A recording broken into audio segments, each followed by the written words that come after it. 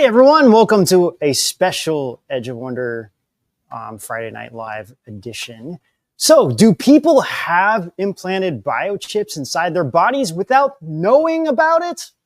Real biochip implants in Havana syndrome are about to get exposed on the special Friday Night Live interview with me, your host, Ben Chasteen, and my very special guest, Jesse Beltran. We'll discuss how many people could be chipped, including military personnel and civilians. But the deeper questions are, how are people getting chipped and for what purpose? So Jesse was a paramedic and is now a certified master hypnotherapist with over 10 years of experience. So hear all of his information tonight. You guys are going to be blown away by what we're going to present in this episode with real evidence, actual photos of these chips and everything else. But first, be sure not to miss this week's Mandela Effect, or, the Mandela Effect segment that we call Mandela Effect, about the missing Bolton dinosaur. This one was really weird. Later during the Rise.tv exclusive Dig Deep live Q&A segment, you can ask me your questions directly along with Jesse, who's going to be with me. We'll take your questions directly in our live chat that we have exclusively on Rise TV.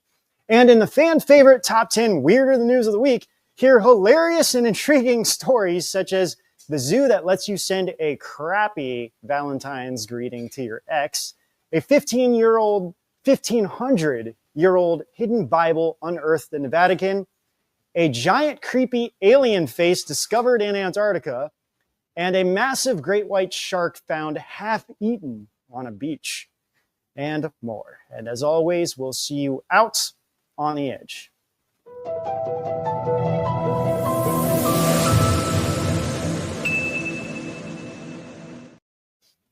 And by the way, if you're listening to our Edge of Wonder podcast on Spotify or Apple Podcasts or elsewhere, please leave us a 5-star rating and review. And also remember, hit follow, like, subscribe, all that good stuff. Comment below. So I hope everyone's having a wonderful week. Both Rob and I have been traveling, and I just happen to be in person with Jesse here in Florida and Tampa, and who came to visit this area. And I've been on a previous show with him, and his information, seriously, you guys are going to be blown away by this interview, and we're live. So it's super exciting.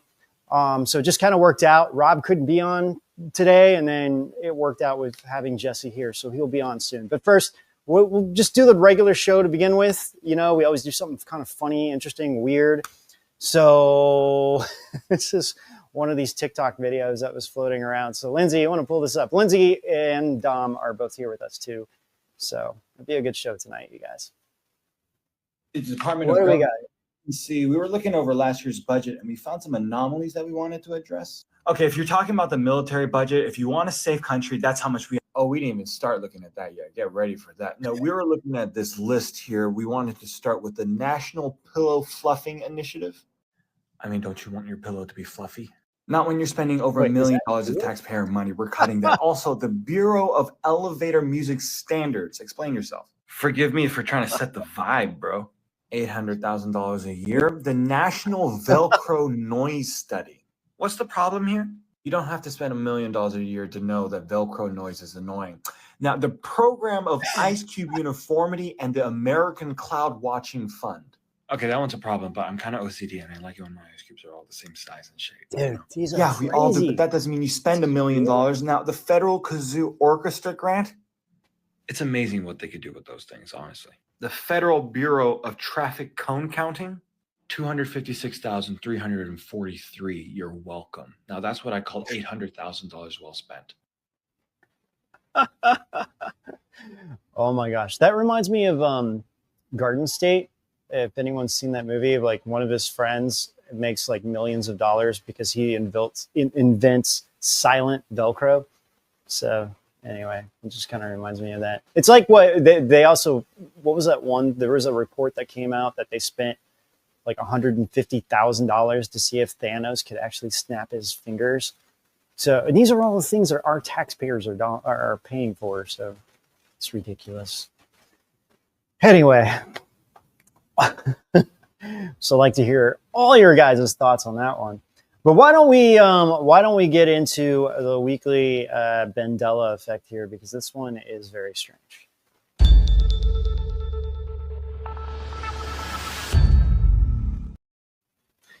All right, the Bolton dinosaur. This one is very, very strange. There was supposedly a huge dinosaur skeleton in the Bolton Museum in 1960s.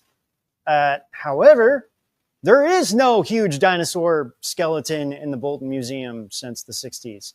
But a lot of people remember this. And there's even media that have asked what happened to the giant skeleton. In 2006, there was an edition of the Bolton News that made an appeal for information related to the missing dinosaur. And it seriously feels like this is like some kind of plot to a movie or something like that. Many people who visited the museum remember seeing this giant, huge skeleton of this dinosaur. However, according to the museum, there's no records of it even existing, let alone somebody stealing it. So this article goes into this, and it says, so this is from the leader of the local council, this guy named Alan. He says, am I supposed to accept that my eyes deceive me, or this enormous dinosaur was a figment of my imagination? I remember as a schoolboy going on visits to the museum and standing in awe looking at it. I raised the matter when I was on the arts committee, but we were never able to find any trace of it. And then there was also another, Stephanie was also on the Bolton Council. She said, quote, there have been stories and questions about this dinosaur skeleton over the last 20 to 30 years, but there are no records of Bolton Museum ever having owned such a skeleton. The museum service have some photographs of the galleries in the 30s when it opened, but there is no gigantic dinosaur. Meaning, like, people remember it there, but it's not even in the photos. It's not even in the museum history about it. So this one was really, really weird. I don't know. I mean, I don't know if any of you guys are from that area or if your parents grew up in that area. I'm not even sure where this Bolton Museum is. But Lindsay, do you know? Can you look that up real quick? Where is this Bolton Museum? I'm having trouble. Might be in the UK, but I also found this article about a Bolton Museum dinosaur looking for a new name, and they have a photo. So I'm not sure if this is the same. No, this isn't it. That's not the one. It's definitely, yeah. I mean, because they have a couple of them, but I guess this was like the biggest one that they had reportedly, and it's just not there. So, and it was at the entrance of the museum. That's the other thing that's really weird. So, I don't know. So weird, right? They didn't say what kind of dinosaur it was. Like I didn't see an actual report on what it was. I mean, my impression was like a T-Rex or something, or maybe a Brontosaurus. Not sure. Super weird in any case. Very, very strange. Well,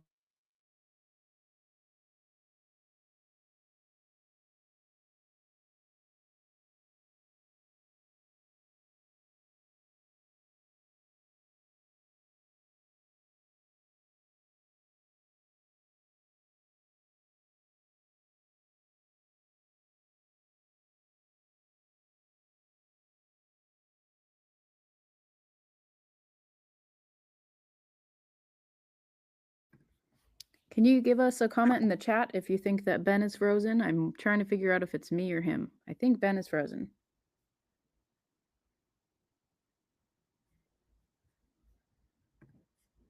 Yep, looks like he is. Let's give him a minute to figure this out, and we'll get this show back going.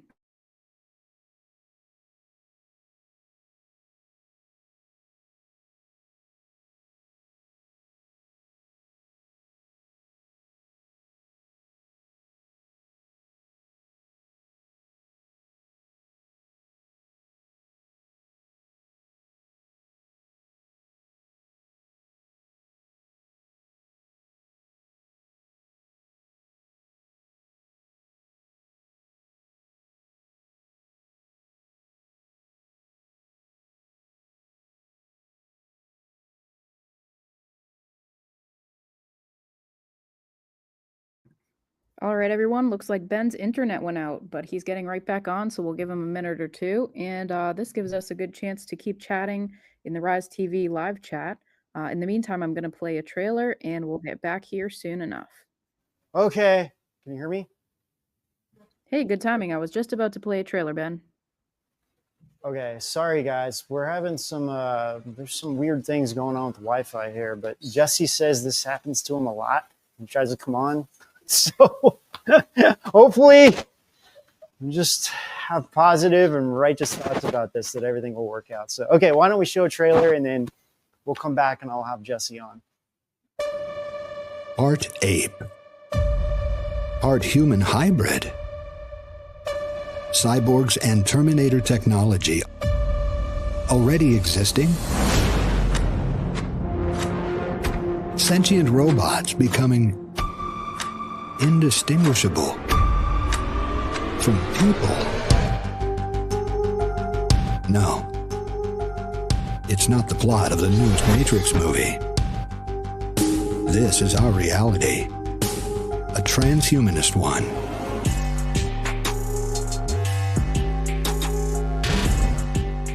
How does transcending humanism tie into eugenics, Darwinism, and even cloning?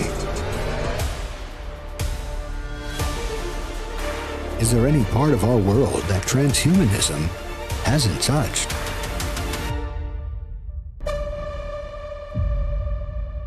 Is resistance futile? How can we rage against the machine?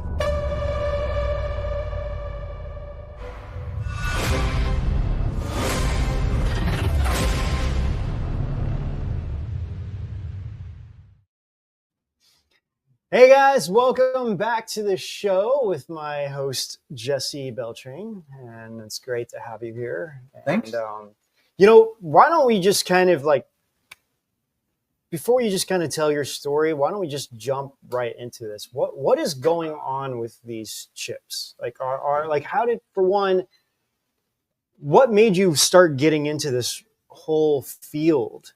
And then you can kind of tell the story about a little bit of who you are and how you kind of came into this, and then leading up into what's going on in today's world. Yeah. I mean, the information you have is pretty much some of the most shocking stuff that I've seen in a long time doing Edge of Wonder. Yeah. So, well, it really has been considered a tinfoil hat conspiracy theorist. Right. Theory. Mm-hmm. Up until recently, when on May 8th of 2024, the Department of Homeland Security held a hearing, and a gentleman by the name of Lieutenant Greg Egren gave testimony about a phenomenon that was happening in Havana, Cuba, which was deemed the Havana syndrome. Right. But now it's been relabeled as anomalous health incidences.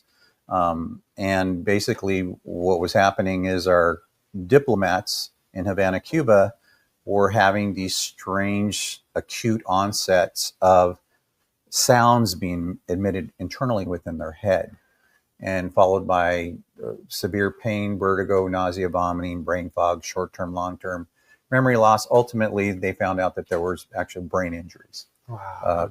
Multiple, very similar to what concussion syndromes would be like. How I got involved is I met a gentleman by the name of Dr. John Hall in Austin, Texas. I was at a conference one time, and we got on this topic about how he was seeing people back in about 2010, civilians here in the United States who were having the exact same symptoms. And so I said, well, why isn't anything being done about it? And he expressed to me is that because if they went to their general practitioner, like everyone is conditioned to do, they were being misdiagnosed. They were being railroaded into the mental health industry, forced on medications, and further being re-victimized again. Mm-hmm. So he was doing, because they were talking about hearing this strange signal, he was doing intermittent RF scanning around their person. And what's RF scanning? It's a radio frequency scan. And what he was using was a device that is similar to what Melinda Kidder, who was a famous private investigator involved in the Iran-Contra scandal. And she was doing similar type testing. And he utilized the JM20 Pro, which is a general frequency counter detector. And he was coming up positive around a person's at very specific focal areas on the human body. And so I said, well, isn't that enough? And he said, no, it just isn't helping. So I decided to, with the help of two other gentlemen, to create an organization called the International Center Against the Abuse of Covert Technologies back then. And I called a meeting in Sacramento, California, asking anyone having these symptoms, please come, we want to talk to you. I imagine maybe 6 people would show up, but 100 people showed up, all expressing the exact same symptoms and complaints. Wow. Yeah. And what followed that is I said, well, we're onto something. And so we started to do radio frequency testing on a mass scale. And our first test was done in Davis, California, and we had 300 people showed up. Yeah. Yeah. Out of like the 300 people, how many tested positive? At that point, we were around the 60% ratio. Really? And the people who had a higher propensity were people who were symptomatic. And then you had people who were just really curious on whether or not this phenomenon might be happening to them. But in that data, what was interesting, and I thought it was an assault on specific races, because the people who were most prevalent to suffer from this were Caucasian females in their 40s, highly educated, recently single, widowed, or divorced. Then it was Caucasian males and African-American females, African-American males, Asians, Hispanics, and it dwindled down from there. And then we did the same testing in the Midwest with the same results until we got to the East Coast in Chicago area. It flipped, the African-American and Caucasian criteria flipped, and that remained constant all the way to the East Coast until we got to Virginia, where a group of about 100 military subcontractors found out what I was doing and asked me to come and test them. And that's where things kind of took a turn, because I became a master hypnotherapist for a reason. I noticed that the people who were really, really suffering, like doctors, lawyers, were losing million-dollar businesses, is because they were highly susceptible to suggestibility. We suspected that there had to be something unique about the individual in order for them to receive the signal, because people were coming up positive at very specific focal areas. And there were 3 criteria. You had the general population, which we call AHIs today. You can superimpose their scans over each other and they line up. Really? Yeah. And then you had the military population that you can superimpose them over each other and they lined up. And then you had a third population, which was those who had been incarcerated. And you can superimpose their scans over each other and they lined up. But and it's not surprising with the incarcerated population, because the United States has used that population as guinea pigs throughout history. It's true. Yeah. How are people even getting these implants? So in 2010, 2011, this was being done very purposely with injections. So people were coming up positive in the temporomandibular joint areas, and typically, and we have MRI scans of people who have had surgical implants removed in the TMJ area with a traditional RFID chip that looks like a large size grain of rice. And we have some of those, right? Yes, we do. Lindsay, can you pull up some of these? So these are... Well, actually, those are the nano, what we're now approaching nano size. Yeah, so... That's the day, because the stuff you're talking about is really from like the... was it from like the 90s and early 2000s? So we know through a Freedom of Information Act that the U.S. military was implanting veterans, our military personnel, with the large grain of rice. And by the way, these are actual images of chips. Like what you're seeing right now, you guys, these are real images. These aren't like, recreations or anything else. These are chips that were found in people that look like some kind of like organic matter. But when you like we'll talk about like like what happens or what's inside of these and how do you know that these are so chips? what you're showing right now are biosensors, and they have nanowires that are being protruding out of them. Our bodies don't reject them, and so our bodies will basically encapsulate them. But in the photomicrographic studies, in the reports, it actually talks about these being analyzed through chain of custody after they've been surgically removed. And these are actually biosensor implants. So these are electronic devices that have been embedded in people. Jeez, yes. Yeah. So, I mean, a lot of people probably want to know too. I mean, one, you know, because it sounds like, you know, originally it's like, oh, it seems like only military personnel would be chipped or something, or people that have been incarcerated. But then it's like now it could be anybody, right? And it's like, what could be the symptoms of, you know, like what would someone look for if they feel like they are chipped? Yeah. So there's two parts to your statement there. The first part is the history on how the progression of this technology has migrated into what it is today. So in the early 80s and 90s, we were getting down to a smaller grain of rice, your traditional RFID tracking type chips. Down into the late 90s, there's a case, it's called the Larson case. And that was a politician down in Southern California who had over 10 of these biosensors removed from him.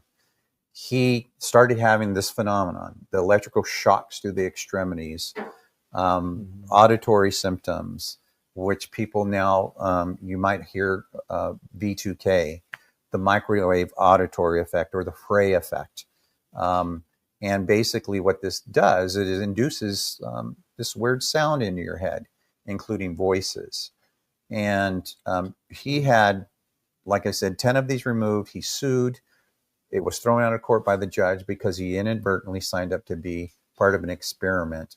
And this is part of our fight too, when we educate the general population, is that when you're involved in an experiment, you must be given full, in order for you to give full consent, you have to be fully informed about what you're entering into. And he was not.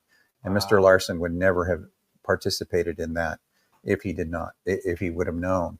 Then they were approaching literally the size of 2 letters on a penny. And Lindsay, I just sent you a photo.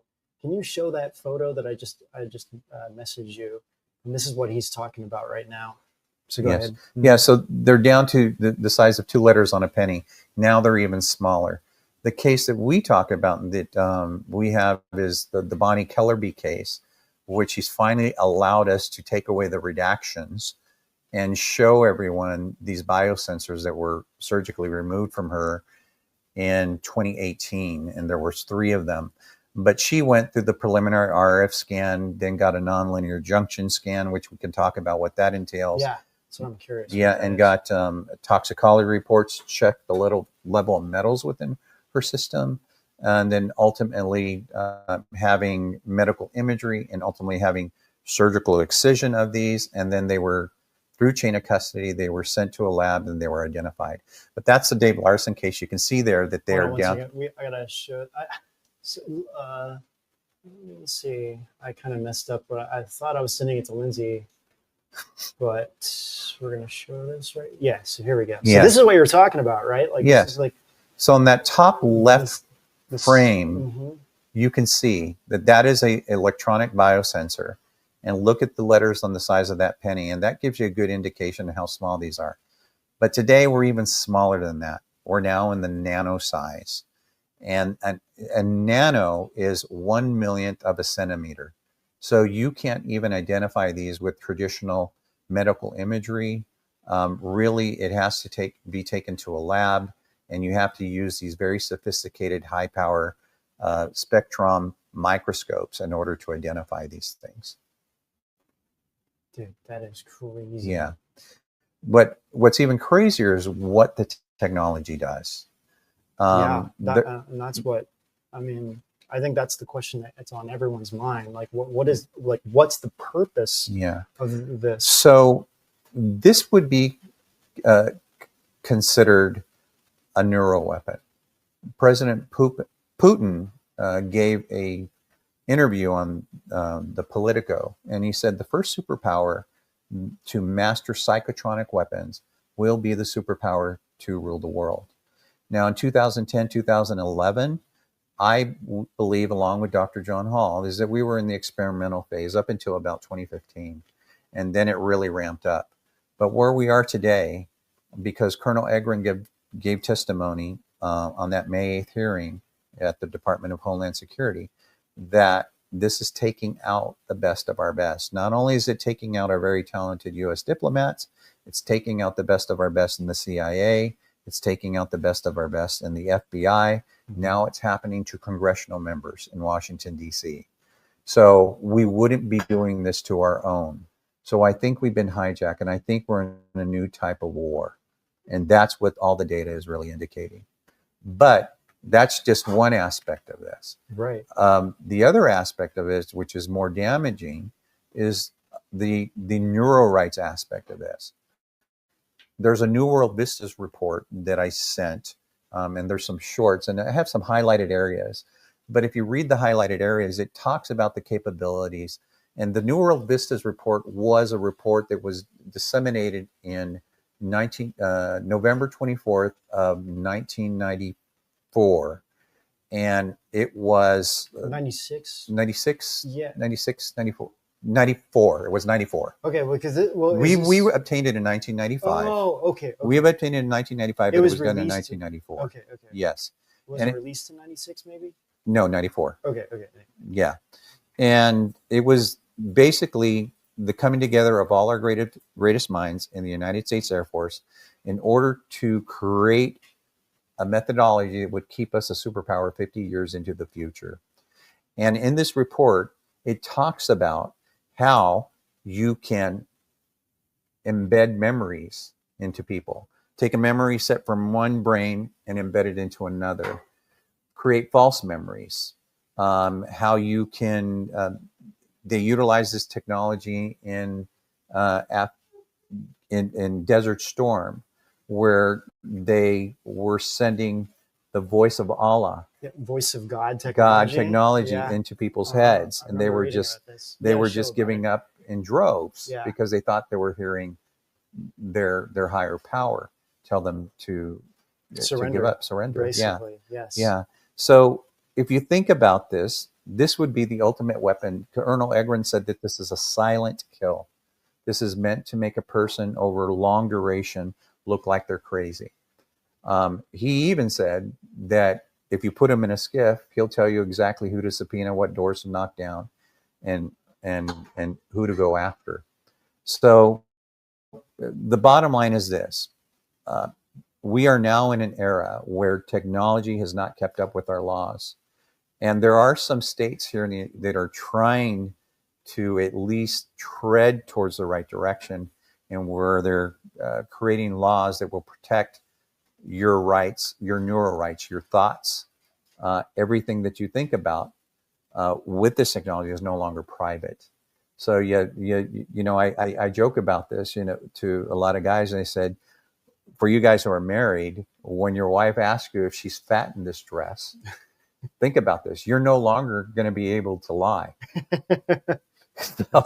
So, and that's in simple context. Wow. But they're actually talking about using the incarceration system, using this technology, and where they can, if you commit a crime, they would use this technology on you, embed false memories, make you think that you've been in prison over long terms of time for a crime, feel your victim's experience, and then bring your family in for family therapy and tell them how to do with your new memory sets that they've embedded in you. This is how far-fetched this is going. Insane. Well, it's it kind of reminds me of Minority Report. It's exactly what it is. Yeah. I mean, except it's like, you don't remember serving time, but it's like, the whole thing is like, oh, we're going to stop crimes before they happen because we can, like, we know everything, like we know your every move before you even make it.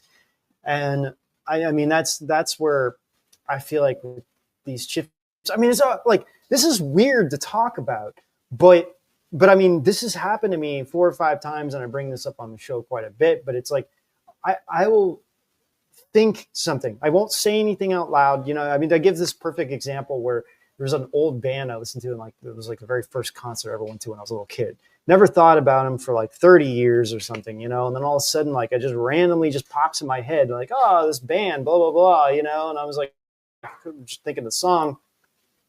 Lo and behold, that day or the next day, I go on Facebook and I see an ad for a t-shirt from that band that I haven't thought about for 30 years, didn't play the music, didn't say it out loud. And I'm just like, dude, I don't know what the heck is going on. So there's a term for that. It's called neuromarketing. So in 2005, when then Senator, oh gosh, I'm going blank right now, Biden, then Senator Biden, when they're doing the confirmation hearing for Roberts, Biden, and I paraphrase him, but this is almost exactly what he says. He says, mark my words, during your lifetime, you're going to have to decide whether it's constitutional to implant a microchip into a human being and whether that would be constitutional or not. Then Dr. Francis Collins, who is was formerly the head of NIH, said and gave testimony also at a different hearing saying they're finding these weird things in MRI scans. They call them UBOs, unidentified bright objects. And I quote him.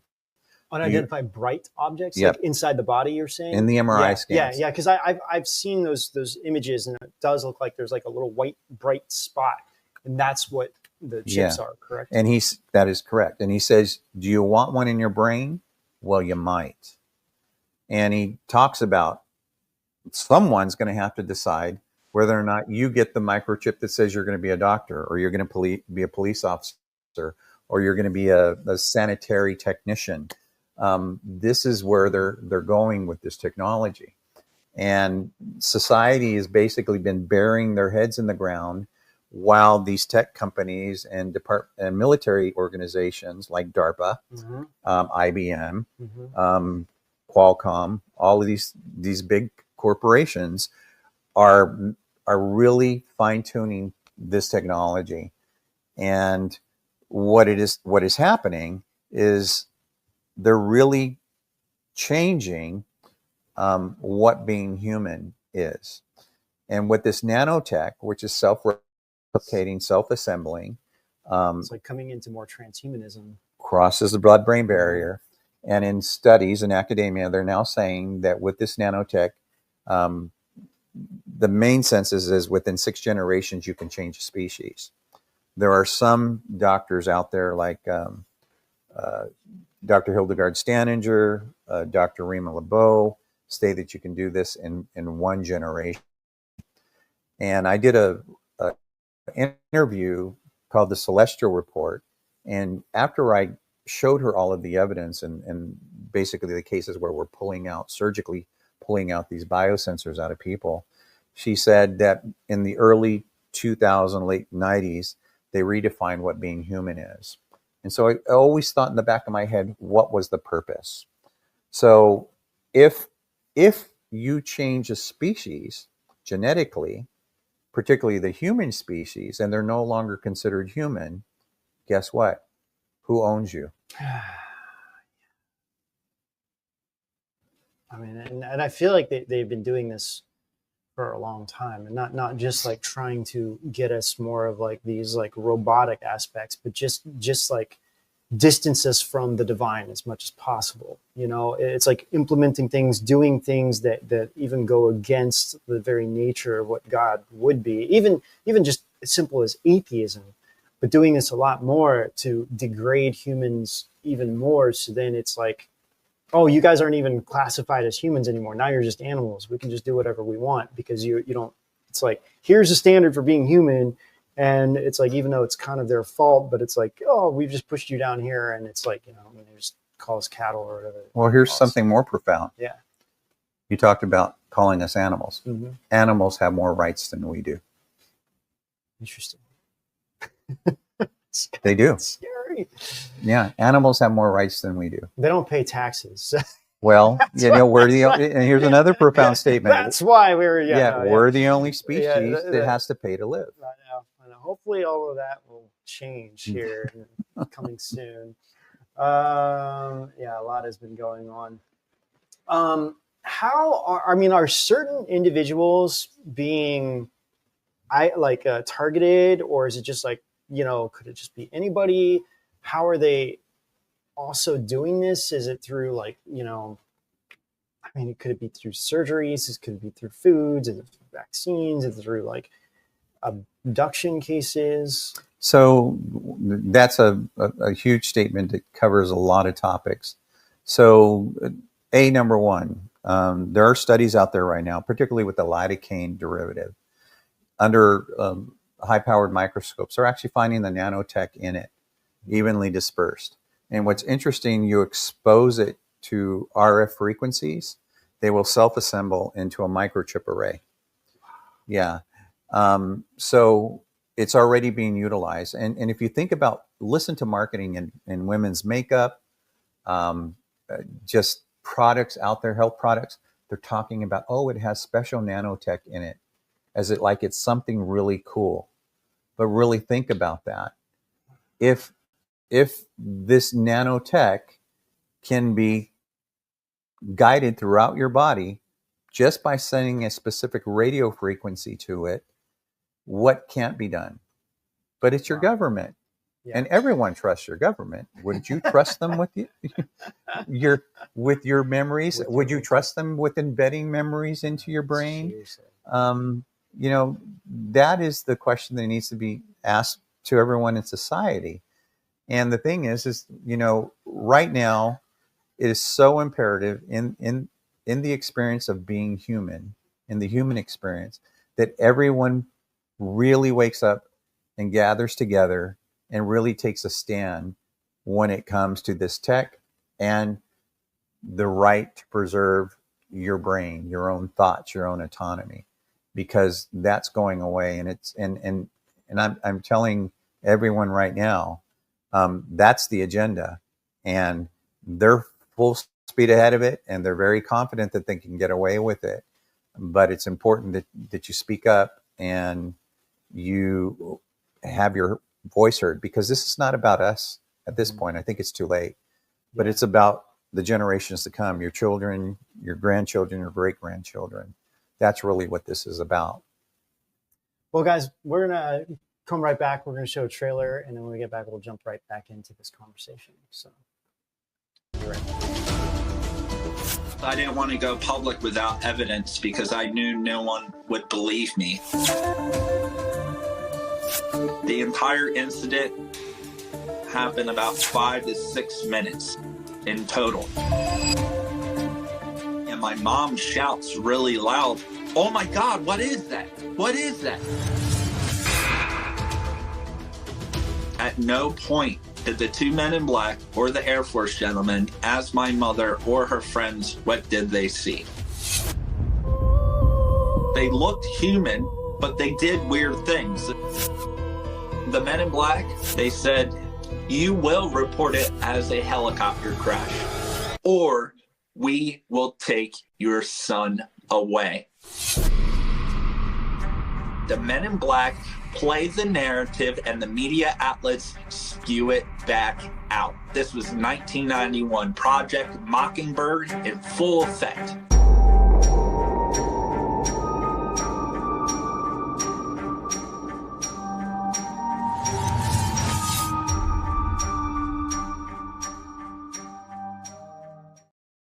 Well, you guys, you can find that over on our rise.tv platform, along with almost nearly 1,000 videos over there that Rob and I have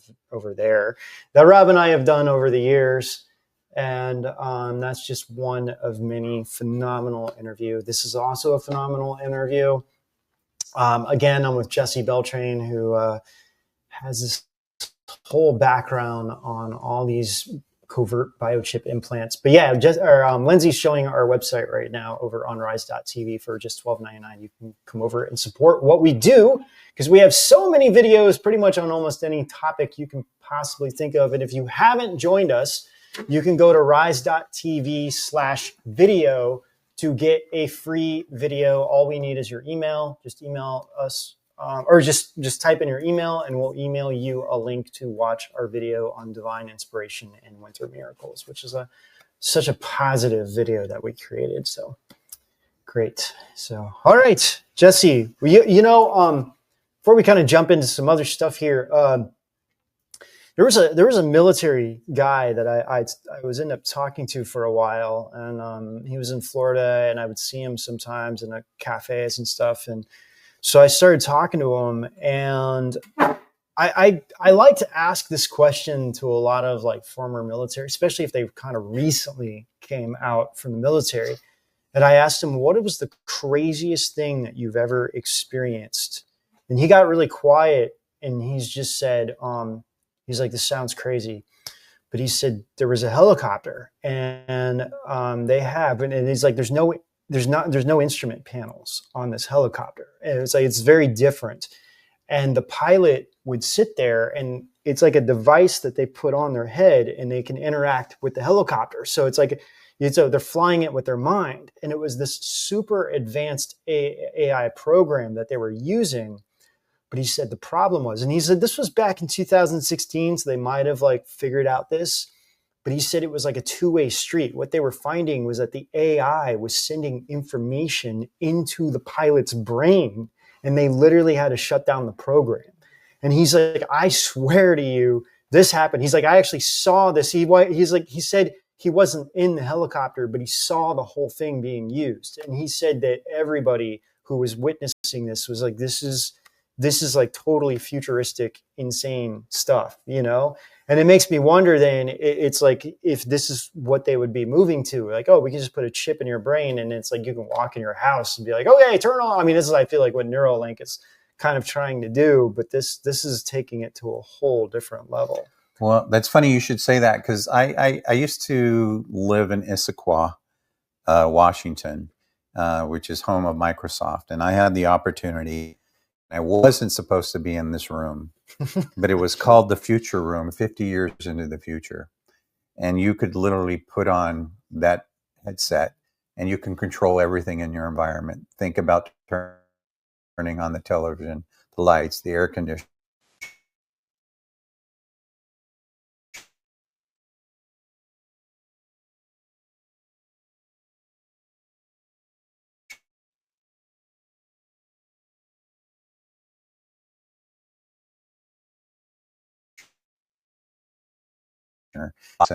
And did some very interesting things.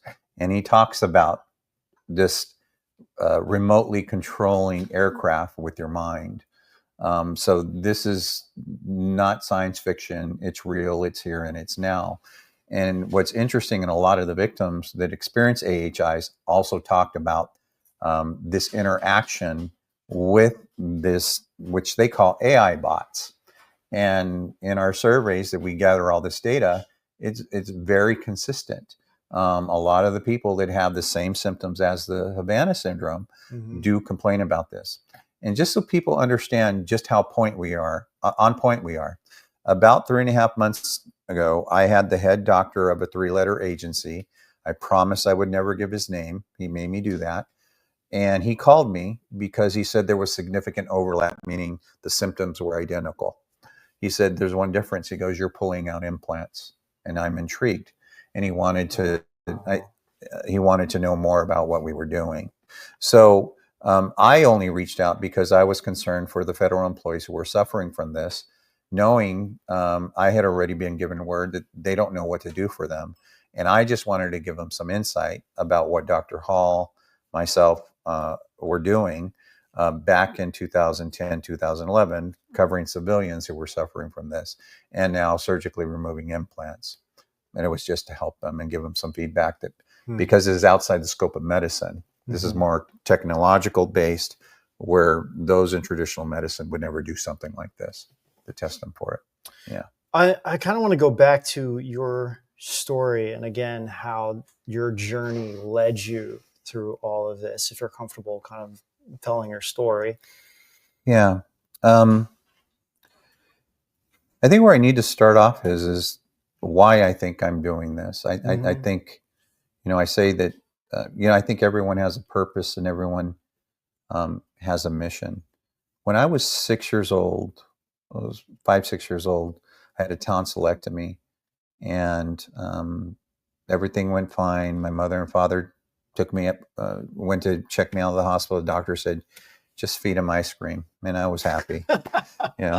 So I go home. Answer to everything. Yeah. Ice cream. I go home. I had a little twin-size bed and go to bed that night eating my ice cream. And then I wake up in the morning. And when I woke up to my bed sheet completely covered in blood. Not one spot was white other than the area that I had slept in. And as soon as I saw it as a 6-year-old, I yelled for my mother, and then I started to hemorrhage nonstop. My father, they put me in a blanket, tried to get me to, took me to the bathroom, hoping he would stop. Didn't. He threw me in the back on the floorboard of his 57 Chevy as I'm continuing to hemorrhage on this blanket. And my mother called ahead to the hospital saying that he was coming. He drove through every red light, got to the hospital. And my dad's not a man. He's a very proud man who cries. But he had me in his arms, and he's in tears, and he's saying, please save my son. And they threw me on the gurney, rushed me to the OR. They say, we're losing him. And then I had an OBE. I flew, I remember floating to the left-hand corner of the operating room. Out-of-body experience. Yes, yeah. Mm-hmm. And they're doing CPR on me. And then eventually it went black, and I see the light. And I go to the light. And when I got to that light, it was the most incredible experience that I think anyone could have. And I tell everyone, who are the two most important people to a 5 or 6-year-old? It's your mom and dad. That's the kind of love you have. Mm-hmm. Well, this love was infinitely more than that. And I didn't want to come home. Mm-hmm. I wanted to stay there. I know. I've had my own experience with that too. Yeah, so I understand. So you understand what I'm saying? I do. A male voice said to me, and I believe it was God, I'm sorry you have to go back. It's not your time. And I started to cry and throw a tantrum. I said, no, I don't want to go back. I wanted to stay. It's so peaceful and beautiful. Yeah. I know the feeling. Yeah. And he goes, I'm sorry you have to go back. And then I remember falling, and boom. They said, we got him back. So it left some philosophical questions in my mind as I got older, because we're told the human experience is what makes us special, is we have free will. Mm-hmm. And I said, well, if we have free will, then why wasn't that little boy allowed to stay there? And I've never been able to overcome that until what we're doing today. Right now, there are no resources for the civilian population. They're only acknowledging that the federal population is going through this. But we have proof positive that this is happening to civilians, and it's happening at a massive scale. In fact, Colonel Eggerin says it's happening on every continent except for Antarctica. So I think God is the ultimate programmer, and God knew why I had to come back. Yeah, of course. Yeah, it's like you and have so fulfill. that's why I'm here. This is what I'm doing today, along with my great team. We have Desiree Foley and Mike Grady, mm-hmm. who over the last, what we've done and accomplished in 6 months has just been incredible. Well, and you all have amazing stories. Like Desiree Foley, we actually made a documentary about the secret space program, but the second one was more about advanced tech, and we had her sharing her story. And she's also a victim through all of this too. It's like she actually had evidence that she was chipped. Same thing. She had the documentation. She actually had the photographic evidence of what was in her body and everything else. And we presented it in this episode of our Old World Order series. Yeah. So I mean, this is frequency based. There's no doubt about it. And we do RF scanning clinics now. In fact, that's why I'm here in Florida. We're doing a clinic here. And we've been on tour. We're in DC, North Carolina. We just left Houston. Now we're here in Tampa, and then we're going back to San Antonio. And then I think we're back to the East Coast again. But the bottom line is there's a methodology in order to prove this, so you don't get labeled as a 5150, which is basically you get thrown in the mental health industry. Right. And that's like I think that's like the biggest concern. I mean, and that's part of the problem too, when people go through this, because they feel like they're kind of going crazy, and it's like, oh, well, you know, because now I've encountered a lot of people that I know now, like have chips in them, you know, and it's pretty startling to see how many like you said, you know, you tested 300 people and about 60% of them came up positive. I mean, that's high. Yeah. That is really high. Yeah. What's happening now though, because I took a hiatus and now we're back in this full-fledged, is I think we're dealing with several things. Recently we had a case of a special forces guy, special ops guy, who had this weird experience where typically people will say they had a loss of time. And he had that experience and then started having some auditory symptoms shortly thereafter. So I said, why don't we just do a short RF scan on you? And sure enough, he came up positive, and then we had him go get what's called a nonlinear junction scan, and he came up positive in 6 areas, but that there was a frequency that was detected on him that we haven't seen. And when we looked up who owned that frequency was owned by NATO. And so you have to ask yourself, I thought it was going to be the United States. Yeah. Why would NATO own the frequency for one of our special ops guys? So I really think, and it is my belief, that there has been this strong movement for this one world government, and that special ops guy is an asset. And I'm not so sure that the United States was going to be the superpower that it was in this new agenda that is happening. I think with the new change in the administration, we're probably looking at a temporary stall in the agenda, but I think it's going to be coming at us with a vengeance. Well, hopefully a lot can. I mean, I'm hoping that things will start coming out to the surface. Then again, the more people, it's real. And I feel like it's really the media, you know, granted you have people behind the scenes that are doing bad things, but it's like, you know, if the media just reported things in a fair and balanced way, then more people would be a little bit more aware of what's going on. And I think that's, you know, I do think there was a massive shift, you know, when you look at the last election and how many people are watching the media less and less, you know, like even CNN's talking about they have to start laying off some people. Some of the other media is talking about the same thing. And it's like people, you know, it's like, well, we're tired of just being fed nonsense, you know, Correct. lies to us. And I think that's the core of it.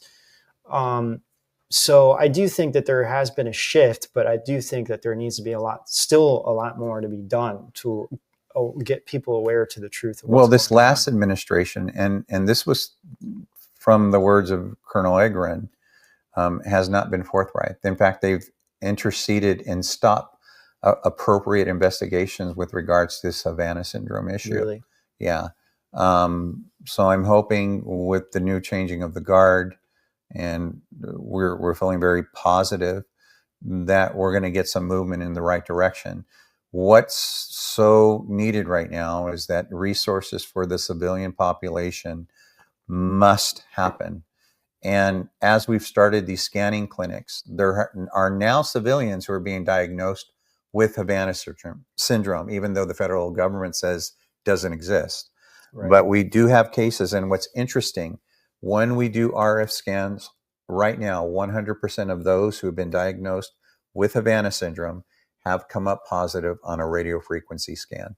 And if someone wants to get scanned, how can they reach out to you, or what? Like, it's on your website, correct? Yeah, go to Mind, M-I-N-D, Nexus, N-E-X-U-S live.com, and you can see our scanning services. What we're doing is clinics, and the reason we're doing that is because we want to get as many people scanned as possible.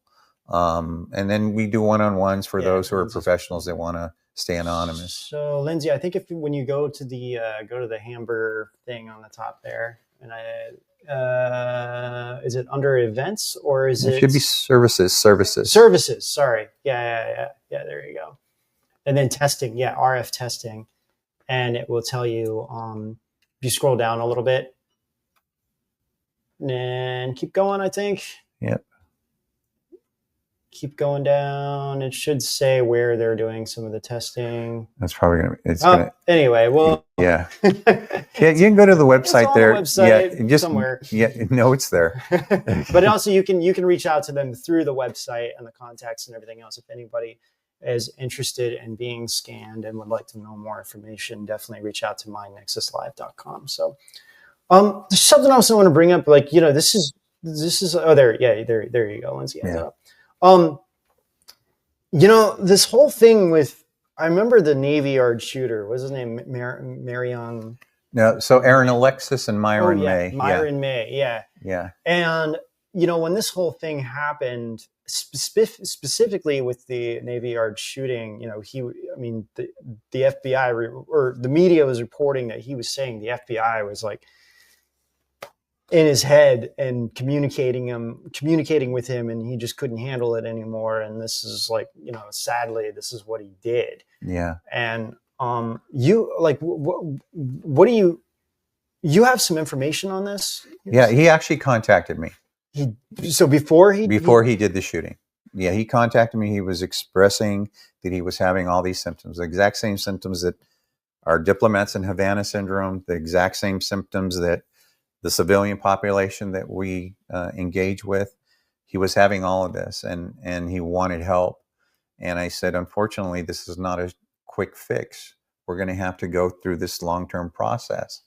And what happens when someone is hit with this and they're trying to understand what is going on, you're either two responses. You're either in fight mode or you're flight. And he was a soldier, so he was in fight mode. And I could never have predicted what he did, but he went and killed 16 people at the Navy Yard. And then Myron May was an attorney out of here in Florida who contacted me, same thing. And very shortly after, he went and killed 3 people at the research facility at the university. Like when someone reaches out to you like that, I know you have no idea that this is something that they're, did he express anything about like he was having violent thoughts to you or anything else? Well, in the Myron May case, Myron May, when I expressed to him, hey, look, we're going to have to do this, this, and this. And he goes, I ain't got time for that. I got bigger fish to fry. And then, he went and did the shooting. I had no idea that's what he meant. I thought he was going to go after someone legally because he was an attorney. Yeah. But I had no idea that he was going to commit murder. Wow. Yeah. And what would you even do? It's not like, would you contact authorities or? Well, the bottom line, you have to do what's right and use common sense. Yeah. If you feel that another life is in danger, then you do the right thing to protect, those lives that are in danger. Mm-hmm. You have to do what you have to do. But in this case, I keep mulling over it. Could I have done anything different? There wasn't anything that I could have done different. Well, you would have no idea that this is what he was going to do. Yeah. And the other thing is probably so many people reaching out to you through this that it's like, it's, you can only give so much time to one person if, you really need help. Yeah. We get literally hundreds and hundreds and hundreds of inquiries about this phenomenon. And not just here, I was invited over into Europe. That's when we finally were able to come to conclusion that these frequencies were emitting from the human body. I was invited in order by a government agency to test their diplomats and their families and bring over who I thought suffered from this. And they allowed us to use this research facility that had what's called an anechoic chamber that blocks out these huge frequency spectrums. And when we brought control groups in there, they tested 0. When we brought the symptomatic people who tested positive in the RF scans, we got frequencies in that environment. And that's when we knew we can say, this is emitting from the human body. Now let's go find what it is. And then ultimately that's what led to the surgical removal of biosensors. Yeah. Yeah, this has been a phenomenal. There's people commenting how amazing this interview is. So Wow. it's really amazing to have you here, Jesse. Oh man, I'm just trying to think what else. There's just so much else to talk about, but here's, I mean, granted, people can always like contact your like, for example, go to your website to see, set up an appointment or something like that. But what should someone do if they do believe that they are a victim of this? Like how, like, and like you said, there's very similar symptoms. And like, I even have a friend that I was like kind of talking to about this, and she was like, oh my gosh, like I do have these symptoms, but I never even thought in a million years that I could have a chip inside of me. It's like, what do we do?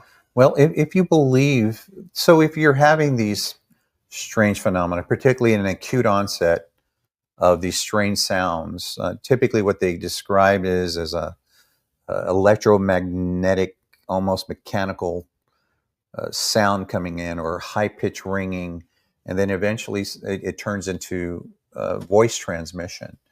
And then you have short-term, long-term memory fog, vertigo, nausea, vomiting, electrical shocks to the extremities. All of these are potential symptoms of an AHI phenomenon. If you think this is what's going on, I would caution you on how you present it if you go to your medical physician. Don't tell them what your theory is. Don't tell them your theory. I tell everyone, don't tell them your theory. Just tell them your symptoms. Let them figure out what your diagnosis is. That's one way. The other way is to start on this path of gathering the data, the evidence. Getting a preliminary RF scan is what we do. Then getting a nonlinear junction scan, which is a different type of scan that tests for ferrous material within your body. And it tests for active or non-active technology. It'll send harmonics and turn them on, and it'll actually extract a frequency from that. Then you're going to have to get toxicology reports. And if you've been in this a long time, maybe medical imagery. Today, you're kind of out of luck if we're in nanotech, because you can ingest it, you can inhale it. No, this is the scariest part. Yeah. Like I know, when the vaccines came out, Japan got a whole bunch of, they got a massive shipment, and they sent it back to the U.S. because they said, "Oh, we found it's been contaminated because it had metal. It was like particulates. Yeah, like really small, amount." And they were kind of like, it was weird because the media reported on it. They didn't really say exactly what they were going to do with it when the Japanese refused to accept it, and then later it was like, oh, we're just they distributed them to the U.S. actually. Wow. And then, as we know, just like 6 months later or so, the Japanese prime minister at the time, he was assassinated after that. So I don't know if that has anything to do with it or not, or if there was some other reason or whatever. But, this has always been one of my concerns. And, and this is a very touchy topic. It's a very censored topic and everything. So we don't really have to get into everything, but it's more of throwing it out there for people to think about. Here's what really should be thrown out there. If you were to Google what percentage of American medications are made outside the U.S., that's a national security issue. Almost all of them. It's 95%. Yeah, I remember reading this myself. Yeah. Why would we be letting our enemies make medications for our own civilians? Like even China. Yeah. It's like, what the heck is going on? Yeah. And who knows what? And just perfect example. Like here, yeah, Lindsay's pulling this up now. But like perfect example would be the iPhone. In 2016, Bloomberg had a special exclusive report that got leaked to them that the top executives at Apple for the iPhone found that there was a chip inside the iPhone that wasn't in the original design. Mm-hmm. And they didn't want to tell people about it because they didn't want to create this huge, massive thing, and that the Chinese government was putting in the phones, and then it did get out to the public. So it's like you said, this is one of the dangers of having, why it's good to have, production here in the US instead of outsourcing everywhere, because we have no idea what's happening really. No, that is probably the biggest pitfall in the United States right now when it comes to national security is our medications. We should be making all of our medications for our citizens here in our homeland, not in some foreign country, particularly a foreign adversary. Man, wow. Last thing, I guess, to talk about. Do you feel comfortable do you believe that you have a chip? I don't believe we have medical evidence that you have a chip in you, correct? That's why I started. This is personal to me. When I was a firefighter paramedic, actually when I was a paramedic, I was the operations manager, field supervisor, and I covered 4 counties, and I was training someone, and there was a call of a high-speed pursuit that came over the radio, and intuitively I felt something was going to be bad that happened, and so I told the gentleman I was training that we needed to head out in that direction. When we got there, we watched law enforcement pull a guy out of his car and murder him in front of his 4-year-old daughter. I tried to report it. I was a young man and do the right thing, and I was told to keep my mouth shut, otherwise they would kill me or they would blacklist our company. And then ultimately it came to bite me in the A. I went to a dental appointment. I was knocked out after talking about this topic. And when I woke up 4 hours later, I wasn't supposed to be knocked out. I was drowning in my saliva. And when I left, I started to have the high-pitched ringing and the exact same phenomenon that everyone talks about with Havana syndrome. And it's in your jaw? Right.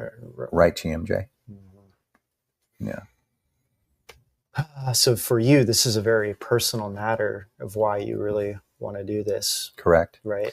So, and here's the thing. I'm about the truth, showing the data, and that's why I used a database methodology in order to prove these cases for others, because I understand what they're going through, and I don't wish this on my worst enemy. No one should go through what they're doing to these people, these victims, the federal employees, the civilians. I don't care where you are. This phenomenon is happening on every continent except Antarctica. But the fact is, is that it needs to be addressed. And like I said, God is the ultimate programmer. I agree. And I believe that I was sent back, and this is my mission, and I'm going to fulfill it come hell or high water. Well, I'm so happy to be a part of this whole thing too, and have you on and, tell our audience here about what's going on. And I just have a feeling there's going to be a lot bigger things in the works, or I know for sure that there is. And so I think that this is going to be a topic that the whole world will be talking about very soon. Well, that's it. Our agenda is to disseminate this information to the entire population, because here's the reality of it. When we're talking about technology that can embed false memories in you, me being a hypnotherapist, and I can do it without the tech, I can embed a memory in someone and they will believe it, and you can't convince them that they didn't have it. So you have this phenomenon. You have the UFO community where people are being abducted and having implants taken out of them, Dr. Lear. But each one of those implants can be traced back to a biomedical company that's made them.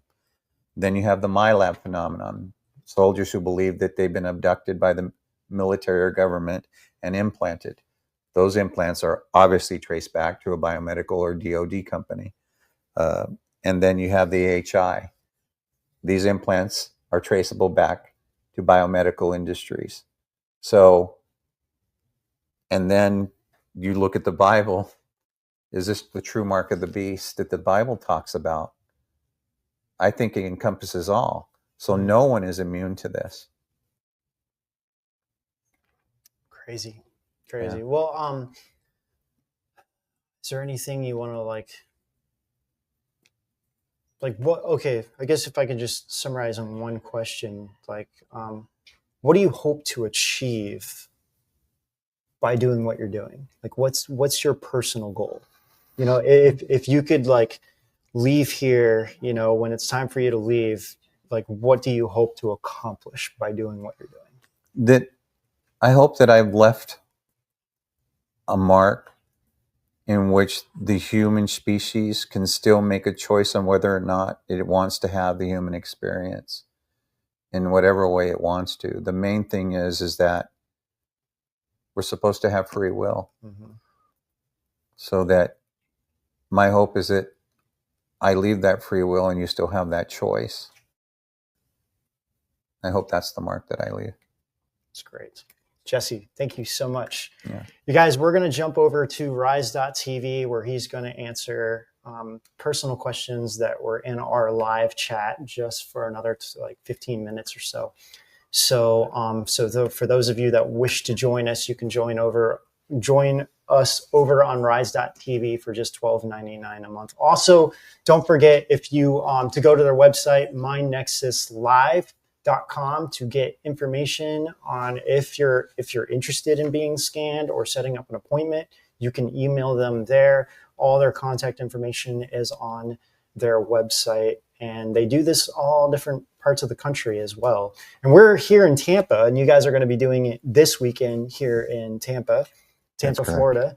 So I came up here for the weekend, so I'm going to be with them as well, kind of taking part and experiencing everything. And in fact, they scanned me. Believe it or not, I came up negative. That's a good thing. I had a feeling I would. I was like, I don't know. I feel like I've kind of been invisible to a lot of things most of my life. So it wasn't until I started Edge of Wonder where it's like, yeah, but I don't remember the last time I even went to the hospital or anything like that. Yeah. All right, you guys. So we'll see you over on rise.tv. Also, I'm going to do the top 10 weirder news of the week along with that. So join us over on rise.tv. So see you over there, everyone. A tunnel, a bright light, an out-of-body experience. We're told death is the end.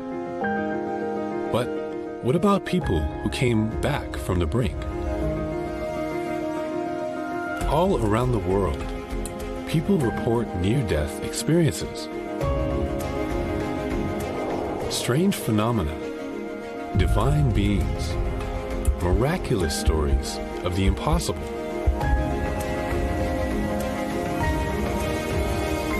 Back from certain death. And decades of scientific research into it all. What's so big that it could be the breakthrough of an age? How are consciousness, the brain, and the soul intertwined? Perhaps the great beyond is closer than we think. It's time to get into the undisputable patterns, capturing the attention of scientists, doctors, atheists, priests, moms, and pops. This is bigger than we ever could have imagined. Near-Death Experiences Part 1. Amazing Stories of the Afterlife.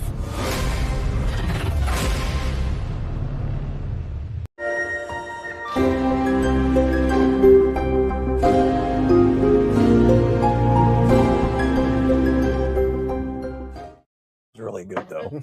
We need these, whatever. Hey guys, welcome back to rise.tv.